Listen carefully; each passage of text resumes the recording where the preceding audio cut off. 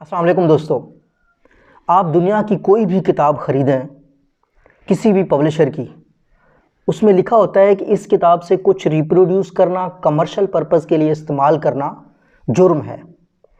لیکن اس کے باوجود قاسم علی شاہ کتابوں کے خلاصے بنا کر ان کو بیچتا ہے۔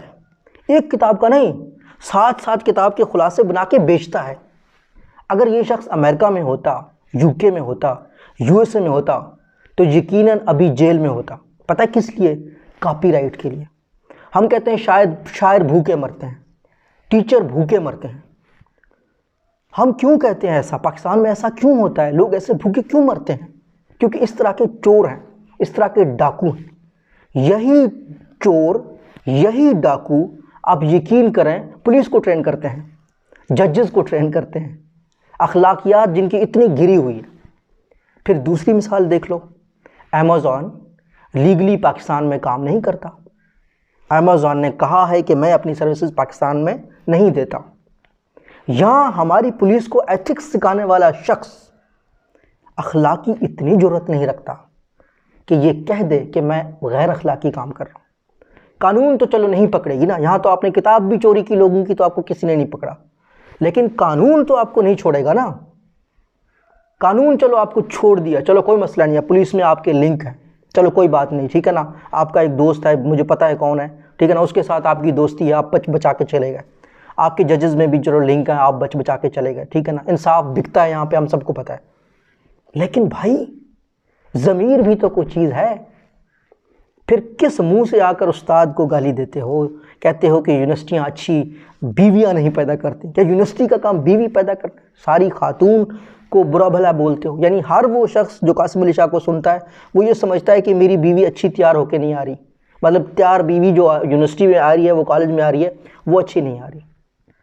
اس طرح کے لوگ تو اگر ہم مہذب معاشرے میں ہوتے تو یہ لوگ تو جیل میں ہوتے۔ لیکن یہاں پہ آپ اندازہ لگائیں، کچھ بھی لوگ برا ہی نہیں سمجھتے، لوگ اس بات کو برائی نہیں سمجھتے۔ آپ اندازہ لگائیں جس طریقے سے یہ گلاسز میری ہیں نا، یہ گلاسز، آپ ایمانداری کی بات میری سمجھیں کہ اسی طریقے سے میری لکھی ہوئی کتاب بھی میری ہے، میرے کہے ہوئے لفظ بھی میرے ہیں۔ اگر میں کسی کتاب میں لکھ دوں نا کہ اس کا کوئی حصہ کاپی کرنا یا اس سے پیسے کمانا جرم ہے تو وہ جرم ہے۔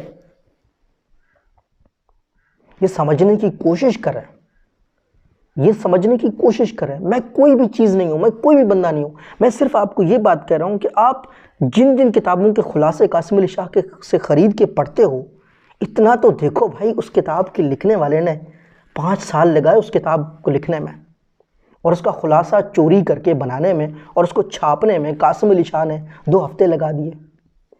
یہ ایک چھوٹی مثال میں آپ کو دے رہا ہوں، باقی اس کی چوریوں کی جو لسٹ ہے، اس کی جو ڈاکوؤں کی لسٹ ہے، وہ بہت بڑی ہے۔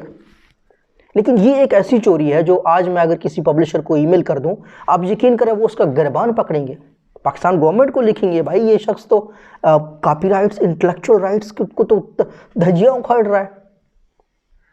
ہم تو پاکستان کی خاطر خاموش رہتے ہیں نا کہ بھائی ٹھیک ہے، چوری کر رہا ہے، کوئی مسئلہ نہیں، اپنے لمٹ میں چوری کر رہا ہے۔ تو یہ بات میں نے آج آپ سے کہنی تھی کہ ایک میری بات ہمیشہ یاد رکھیں، ہم اگر یہ چاہتے ہیں کہ ہم ایک ایسا قوم ہو جائیں جہاں پہ ایمیزون آئے، جہاں پہ پے پال آئے، تو اس طرح کے منافقوں سے، چوروں سے جان چھڑوانی پڑے گی، اس طرح کی چوری زدہ ذہن سے بھی جان چھڑوانی پڑے گی، کیونکہ یہ چوری آپ کی نسلوں میں منتقل ہوگی۔ مطلب جو شخص کتاب چوری کر کے خلاصہ لکھ رہا ہے، خلاصے تک چلو بات ٹھیک ہے، لکھا اس نے، لیکن پھر اس کو بیچ رہا ہے، کیا یہ اخلاقی ہے؟ آپ پورا مہینہ کام کرو اور آپ کی پورے مہینے کی تنخواہ کسی اور کو دی جائے۔ یہاں پہ ایک رائٹر نے پوری زندگی کام کیا، اس کی پوری زندگی کی کمائی قاسم علی شاہ چوری کر کے بیچ رہا ہے۔ تو یہ بات میں نے آپ کو کرنی تھی۔ اللہ ہم سب کا حامی ناصر ہو، اللہ کرے کہ آپ کو یہ میری بات سمجھ آئے۔